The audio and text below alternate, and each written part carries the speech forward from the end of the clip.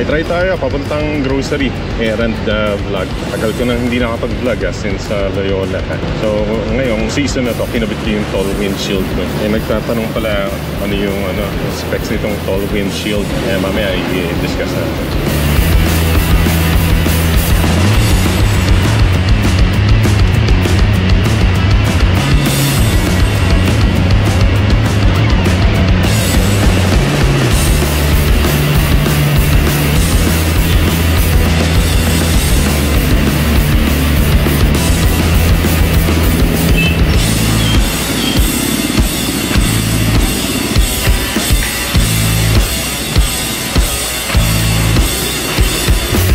Ito palang tall windshield, siya, separate kong binili. So yung nagtatanong about yung bracket, ito yung kasama na bracket niya. Ito talaga yung kasama niya, yung mababang bracket. Kasi yung pang Fazio na high, pero mas mababa kaysa dito. Siya, matangkad yung bracket, di ba?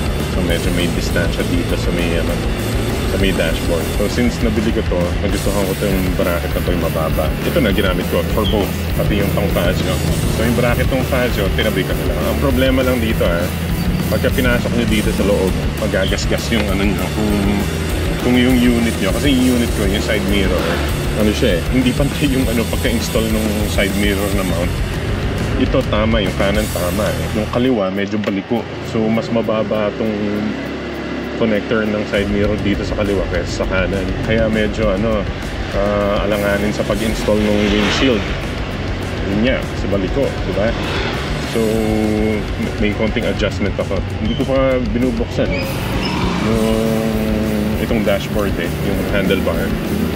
Na akong oras So, dito ko na lang in-adjust na install. Anyway, yun.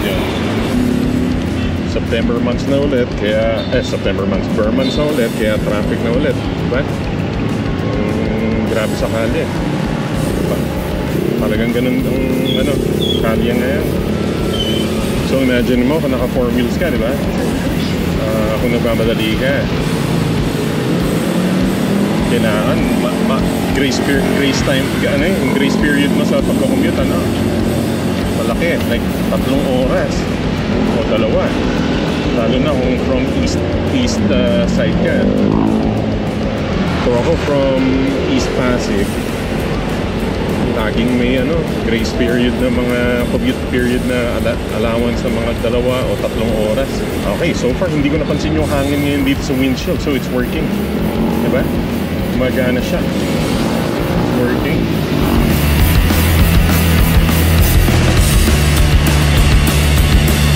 Ayan, ito na tayo.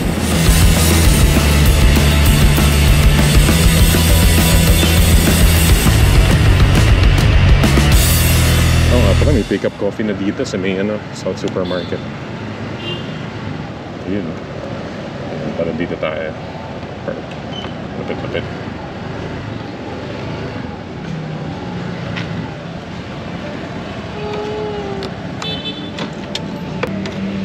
Convenient itong GB ba?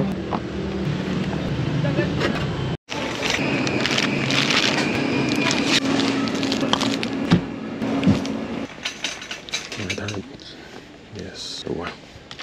And treats for the dogs. Ito.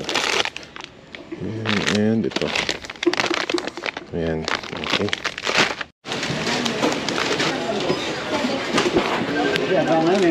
May bagong pick-up coffee dito sa South Supermarket. They open at 7 a.m. according to them. So, kasha to Yung ganyan. Kasha dapat yan. Yun. Kasha. Diba? Alright.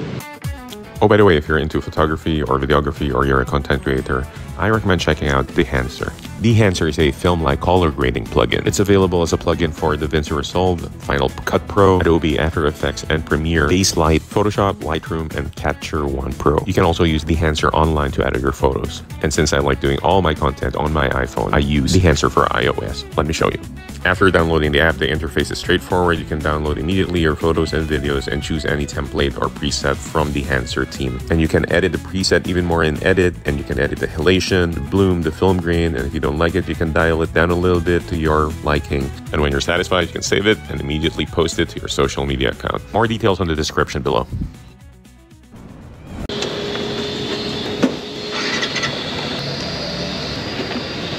Alright, let's go. So far maganda yung performance talaga nito. Yung toll are very high windshield. Yun eh. Okay eh. Daan ulit natin sa Marcos Highway para malaman natin kung ano siya. Kung suitable sa mga 60 kilometers.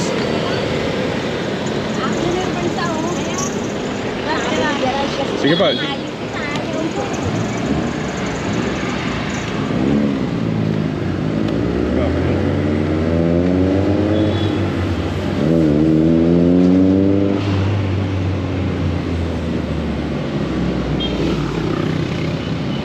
Okay naman eh.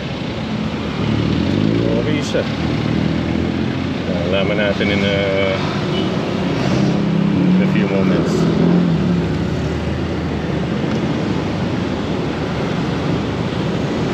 Alright. Try natin to. Jump taas.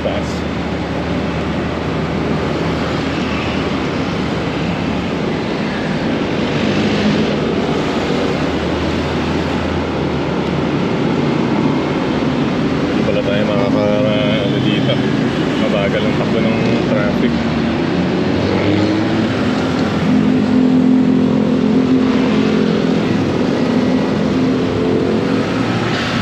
Hindi pala tayo makakabilis dito. Mag-traffic pala. Okay. Wala eh. No oras pa lang. 6:49. Grabe eh, ang bilis ng lumubog ng araw. Kasi Burman's, November na. So shorter days na. Wala, hindi tayo makakabilis. Ay, sayang. Siguro bukas pa rin mo. Ano?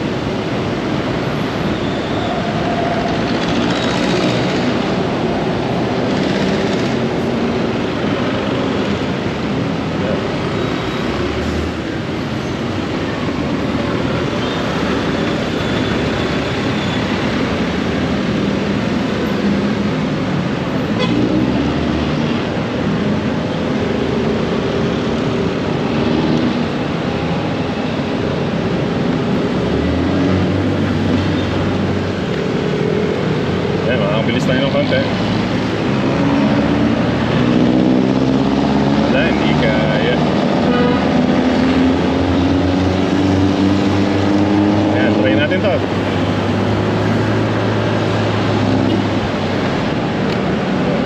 Okay, 57. Maganda. Pwede. 57 kilometers per hour. Okay naman. So, you can 60 talaga kaya. Wala, hindi maabot eh. Dito na tayo sa Santa Cruz. So siguro talagang kailangan ko bigyan ng oras para i-try talaga sa highway. Wala, lang to eh. Mga vlog na sinisingit ko lang sa mga errands. Everyday ko naman siya gamit. Pero wala eh, lang eh. Errand drive eh. So hindi ko masyadong binablog. Pero if you're interested sa mga short rides, pwede ko rin i-vlog para makita nyo yung performance ng Legend.